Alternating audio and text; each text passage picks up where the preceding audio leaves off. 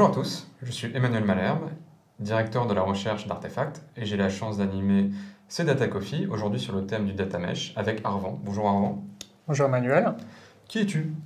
Je suis partenaire chez Artefact, lead de la practice CPG et expert sur les sujets de data platform.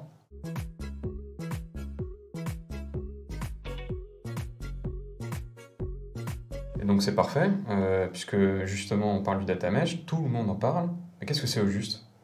Alors le data mesh, c'est un sujet effectivement très en vogue en ce moment, mais relativement récent, même à l'échelle du data et du digital, vous savez, qui évolue super vite. Donc c'est été inventé en 2019. C'est un concept qui est en fait une approche d'architecture data décentralisée, orientée autour de domaines de données. Et en fait, ça se présente plutôt en opposition à l'approche traditionnelle des data warehouse et des data lakes, qui avaient toujours une approche très monolithique de la donnée, où toutes les données étaient centralisées. Le data mesh vise à régler trois problèmes récurrents qui arrivent dans les approches traditionnelles, qui étaient premièrement la question de l'ownership de la donnée.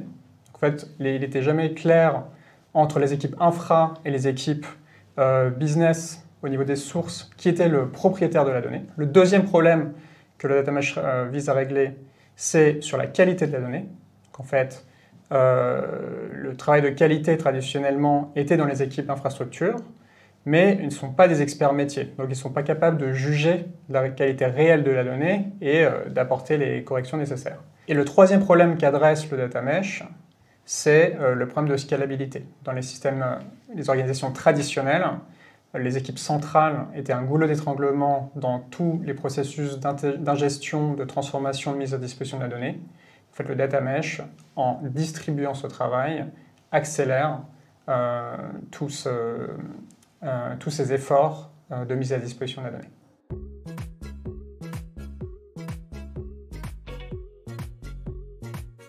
Et donc c'est quoi exactement les principes du Data Mesh? Alors les principes du data mesh, en fait, il y a 4 blocs. Le premier grand principe, c'est la structuration de l'architecture autour de domaines de données, ou de data domaines.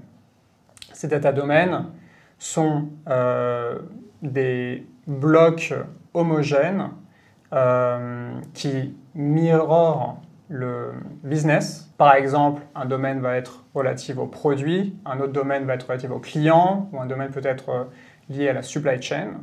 Et donc en fait, ces data domaines vont être propriétaires de la donnée en end-to-end de la vie de la donnée. Le second bloc, c'est le fait que la donnée est considérée comme un produit. Elle est traitée tout le long de la chaîne de valeur de la donnée, c'est-à-dire depuis l'ingestion, sa transformation et sa mise à disposition. Le troisième bloc, c'est la gouvernance fédérée de la data. Comme on l'a dit, elle est structurée par domaine, et donc la gouvernance de la donnée se fait par domaine.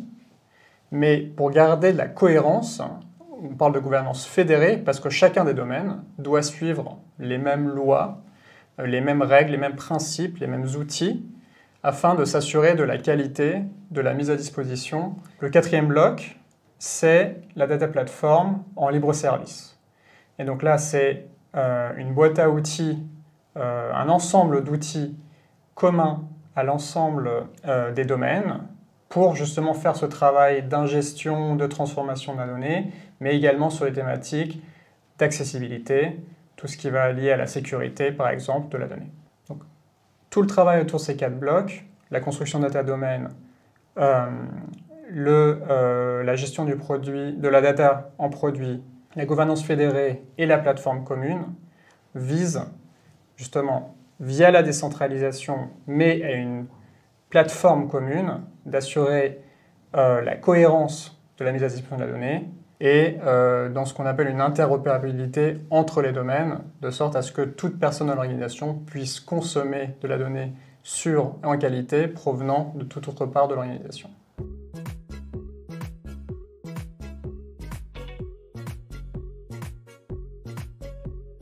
Alors dit comme ça a l'air très convaincant, mais la question c'est, est-ce que c'est pour tout le monde et est-ce que c'est pour moi, le data mesh? Alors, le data mesh, c'est important, avant tout, c'est vraiment un concept, c'est une approche. En fait, quand on parle de data mesh, La vision extrême du data mesh serait de dire tout est décentralisé, toute personne dans toute partie de l'organisation peut ingérer la donnée, la mettre à disposition des autres et consommer toute donnée. En fait, concrètement, si on l'appliquait à l'extrême, on pourrait dire qu'une entreprise de 10 000 employés, on aurait 5 000 personnes qui créent de la donnée, la consomment, créent des produits, etc. Et ça, à l'échelle, c'est pas impossible. C'est impossible. Cette approche data mesh, en fait, ce qu'il faut faire, c'est l'appliquer et l'adapter aux spécificités du business.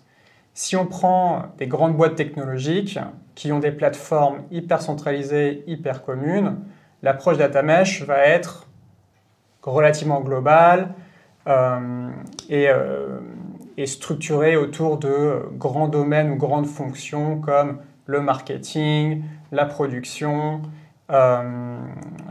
la finance. Et avec quelques grands blocs du data mesh, on est capable d'adresser tous les besoins. Si on prend des industries beaucoup plus décentralisées, où en fait la création de la donnée va se faire à plein d'endroits différents dans l'organisation parce que les systèmes vont être très éparses, parce que les utilisateurs vont être de nature très différente, et les usages vont être de nature très différente. En fait, on va avoir une approche un peu plus flexible du data mesh en se focalisant sur, d'un côté, les grandes fonctions comme la finance, peut-être la supply chain, de grandes fonctions support qui globalement fonctionnent avec des systèmes IT homogènes et des modèles de données relativement homogènes. Et donc en fait, on est sur la data mesh très globale, fonctionnelle.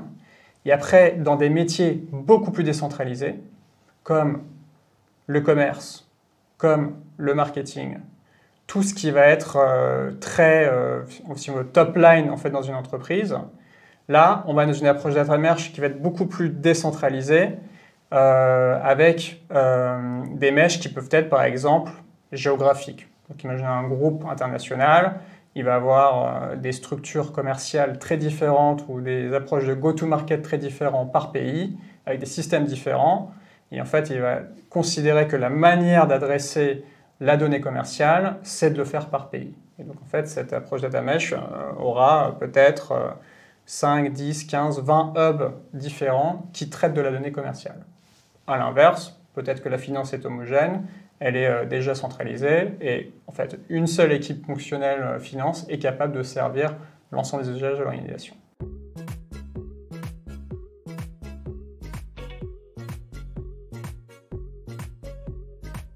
Et donc si par exemple, je suis une entreprise qui a déjà commencé ma transformation digitale, avec par exemple déjà un data lake existant, comment je vais relier le data mesh à l'existant?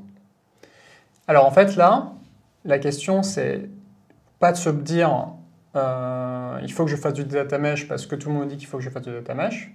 C'est vraiment revenir aux problèmes business auxquels j'essaie de répondre.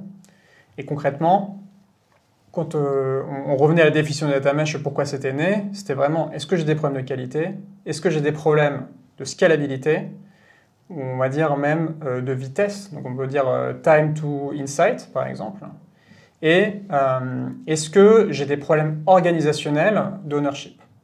En fait, la réponse à ces questions va dépendre de mon business, de mon industrie, mais au sein même de mon organisation va dépendre des différentes fonctions ou des différentes business units.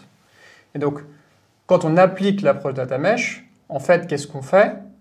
On dit quelles sont les parties de mon business, de mon IT, de ma data qui sont relativement homogènes et centralisées, et du coup, bah là, j'ai pas de problème, donc en fait, j'ai pas besoin de changer d'approche. Par contre, quelles sont les parties de mon business dans lesquelles j'ai des difficultés, qui peuvent lier à la qualité, à la scalabilité, à la vitesse ou à l'ownership. Et c'est là qu'en fait, l'approche data mesh, le frame data mesh, va me permettre d'apporter des réponses, qu'elles soient technologiques, qu'elles soient organisationnelles, ou qu'elles soient plutôt de mode de travail. Et donc en fait, en ayant répondu à ces questions, je peux avoir mon approche différenciée entre des domaines de données généralement facilement gouvernables au central et des domaines de données que je vais décider de décentraliser en termes de gouvernance et du coup en termes de plateforme et du coup appliquer le data mesh.